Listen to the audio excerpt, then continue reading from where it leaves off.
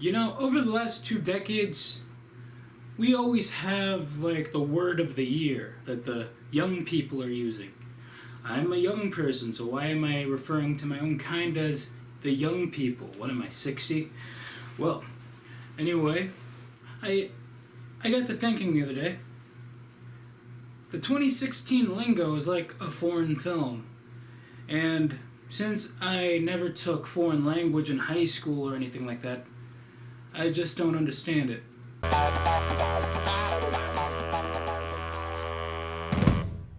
Welcome to the show, everybody. I'm your host, Rob Rodriguez. Now, brought up earlier, I said something about my high school experience not taking foreign language. But then there was another vital part of my high school experience. I had to lug around a binder, right? So, there were the organized binders, you know, they had the dividers, they followed the rubric perfectly. And then there were binders like the one that I carried while suffering through senioritis, where papers were falling out of it and you had to go downstairs because your algebra paper fell in a puddle of Gatorade. Seriously, if this is getting too real for you, come on. We're in this together. Now, unorganization. Here's an example that has nothing to do with me, thank goodness. Yeah, you guys are a little too welcome. Just kidding. Okay. Unorganization here. You know, every supermarket, every store has this thing called no parking, fire lane only, right? But people park in it anyway, right? Why do I keep saying right? Okay, I guess it's a rite of passage, I don't know. The stores really don't do anything about it, so instead of making a possibility list about things we can just rename the fire lane, I'm just gonna...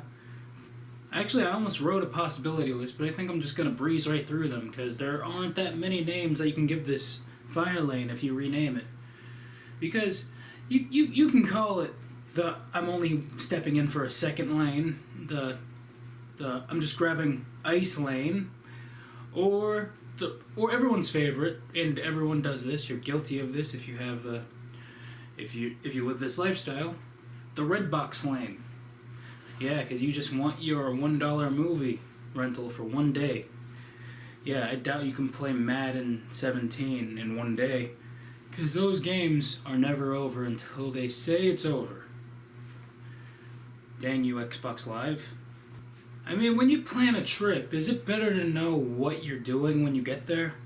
I mean, when you don't have anything planned, I mean, that's like going to an amusement park without a fast pass. Oh, we're in the area, so let's just stop at Six Flags, because I hear it's fun. Oh, we only have enough money to buy the regular walking around tickets and then the 3-hour wait lines. And then we got the balcony seats to the Blue Men Group at Universal Studios. You know, I think some restaurants like to punish people for not calling ahead of time or making reservations, because they got these little pads that vibrate when your table's ready. Sometimes they just light up, other times they just blink, and then I guess the punishment part is that you're watching this thing blink like, you know, it's Space Odyssey. And you got HAL 9000 over here, just saying, I'm sorry, you have to wait. Well, definitely got a lot more show to fill, so that being said, I'm gonna need a minute.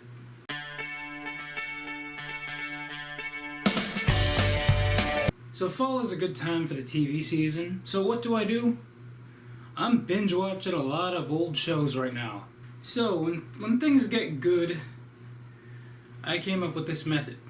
See, when you just sit there watching episode upon episode, several hours of the day, nothing really excites you. Like, I mean, are you really satisfied? Is it like a Snickers bar? You wanted to see more, so you saw more. That's why you pay $10 a month on your Netflix. Come on, people, you can just do what I did or discovered, which is watch one episode a day, maybe 2 episodes a day, and then you're surprised. You ask yourself questions throughout the day, like, what is he hiding? Or I know he's evil, and come on, tell us already. So I brought this up back in July, where I hinted at, and if you follow me on Twitter, you're kind of aware of this already, but I've been watching Charmed for some time now. And other than Charmed, I'm watching some other shows like Who's the Boss, which I kind of told you about already in July as well. And, of course, the WB sitcom Reba, starring Reba McEntire. If you're wondering why I'm looking over here, it's because I have a whiteboard letting me know, oh, there's Holly Marie Combs now. She's been live tweeting during the debate, so I gotta check this out. But yeah, even with the things that aren't on Netflix, you can find them somewhere. I can't tell you where because insert what a CIA, FBI agent would say here. Or of course, you can be one of those people who, just watch TV. Come on, you're missing out. It's time for that weekly list known as the possibility list. It's kind of like the irony if there's a toy company in Tokyo called Mahiko.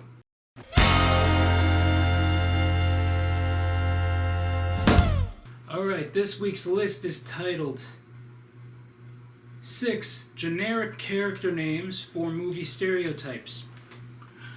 Okay, so this is the first one we're actually gonna be very specific about. I don't remember the last time we were very specific about a list. April, maybe? Anyway. So, of course, every movie has the jock. And that's where we fall toward number 6 with the name Derek. Alright, of course, with all stereotypes, there's always the nerd, No one made up the nerd stereotype. I mean, even Urkel came from somewhere before Urkel was a thing. I gotta stop repeating myself.